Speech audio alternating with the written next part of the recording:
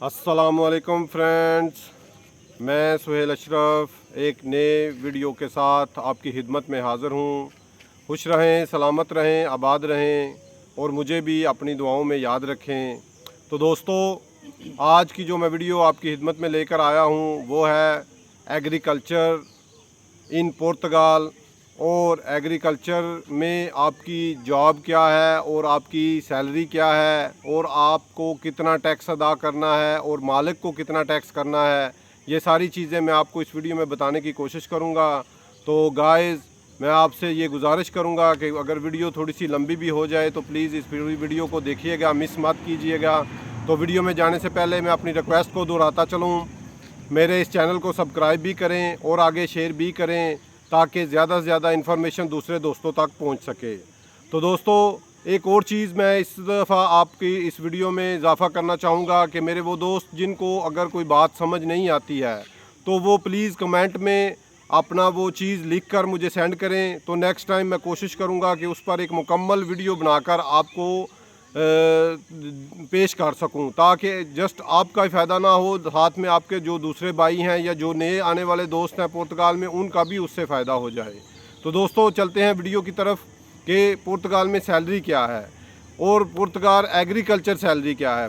तो दोस्तों, नॉर्मल पुर्तगाल में जो सैलरी चाली है वो तो 705 है, 705 यूरो है।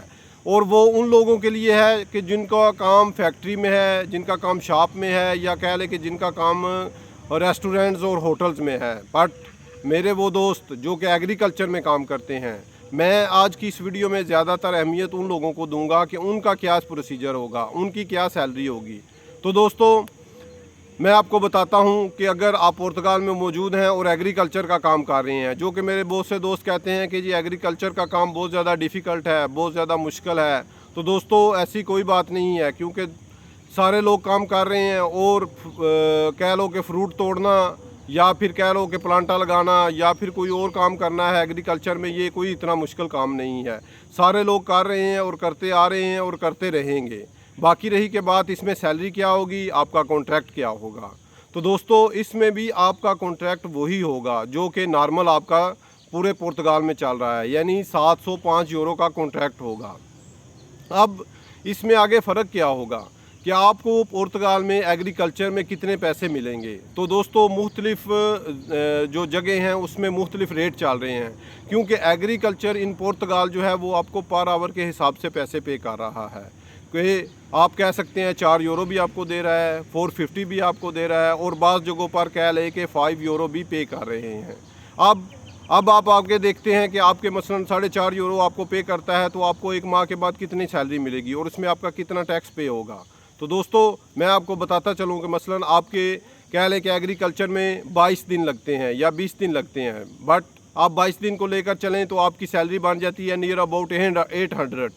अब उस 800 में आपने टैक्स भी पे करना है, आपने अपनी रिहाइश का भी पे करना है और आपने अपने खाने का भी पे करना है। तो दोस्तों, उस 800 में जो आपका बना है उसमें से आपका जो कह लो कि टैक्स कटेगा, वो क्या सारा टैक्स मालिक ही देगा जो आपका ऑनर है या जिसके थ्रू आप काम कर रहे हैं, या आपका भी वो उसमें से कटेगा। तो दोस्तों, मैं आपको बताता चलूँ कि इसमें से 11% टैक्स आपका कटेगा।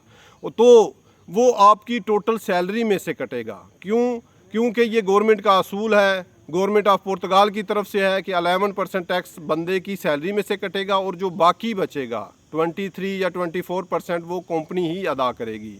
अब आप अगर कहें कि नहीं जी हम सारा टैक्स खुद अदा करना चाहें तो ये ऐसा नहीं होगा, क्योंकि पुर्तगाल में ये रूल है कि आपका टैक्स आपकी कंपनी ही पे करेगी।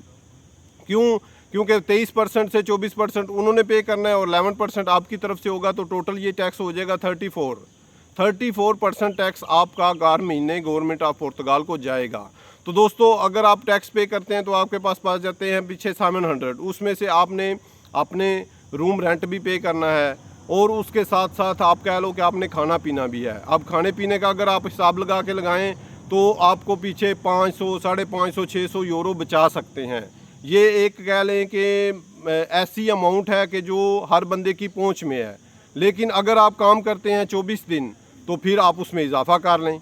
जिस हिसाब से आपका दिन बढ़ते जाएंगे उस हिसाब से इजाफा करते जाएंगे। लेकिन मैंने एक मिनिमम मिकदार आपको बताई है, क्योंकि एग्रीकल्चर में आपको पता है कि ये पुर्तगाल वाले लोग 2 दिन छुट्टी करते हैं, सैटरडे और संडे को बक, लेकिन बाज़ जगहों पर 1 दिन भी छुट्टी होती है।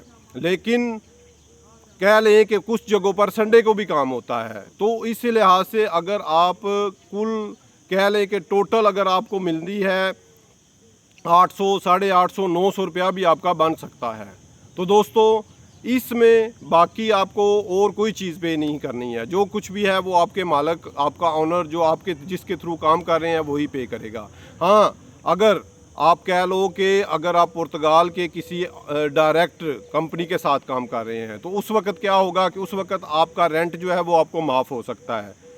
मे भी वो कहे जी ठीक है, मेरे पास आपकी रेजिडेंस का मसला नहीं है, आप लोग इधर रहें और मेरे साथ काम करें, तो मैं आपको इस कॉन्ट्रैक्ट के हवाले से आपको पूरे पैसे दे दूंगा। एक और चीज़ मैं आपको साथ बताता चलो, मुझे याद आ गई है कि जो चीज़ कह लें कि बहुत ही अहम है लेकिन बहुत कम लोग देते हैं। मसलन मैं आपको बताता हूँ कि खाना, जो दिन का खाना होता है वो उसकी पेमेंट 4.5 यूरो भी है, 5 यूरो भी है, 5.5 भी है और 6 यूरो भी है। लेकिन बहुत कम लोग हैं जो ये 6 यूरो पर डे आपको पे करेंगे। क्यों?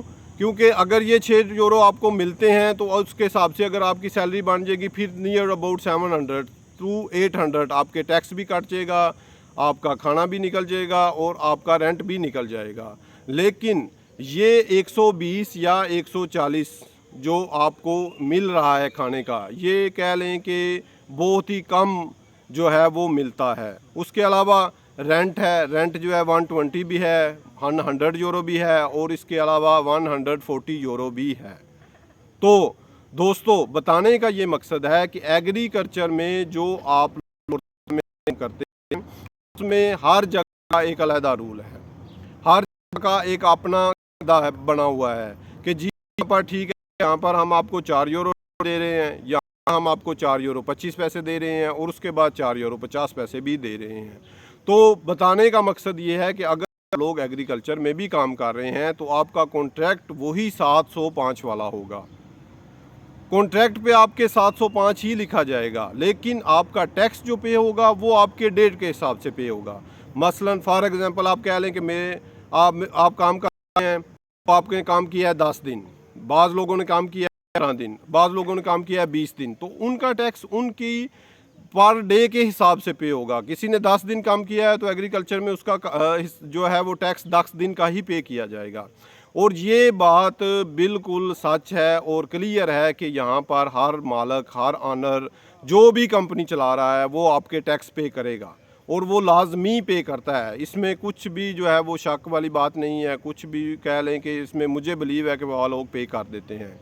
बाकी रही बात कि वो लोग जो एग्रीकल्चर में काम ढूंढ रहे हैं या जिनको पुर्तगाल में रहकर काम नहीं मिल रहा है या दूसरी जॉब नहीं मिल रही है, तो वो बेशक मुझसे कांटेक्ट कर सकते हैं, मैं उनकी इस एग्रीकल्चर जॉब में हेल्प करूँगा। लेकिन ये हेल्प मेरी तरफ से विदाउट चार्ज होगी, मैं इसके कोई चार्ज नहीं लूँगा।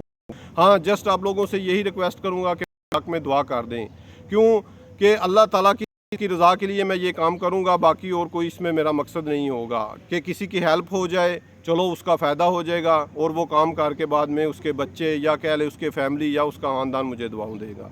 तो दोस्तों इसके साथ ही मैं आप लोगों से इजाज़त चाहूँगा। अपना बहुत सा ख्याल रखें और मुझे भी दुआओं में याद रखें। अल्लाह हाफिज़।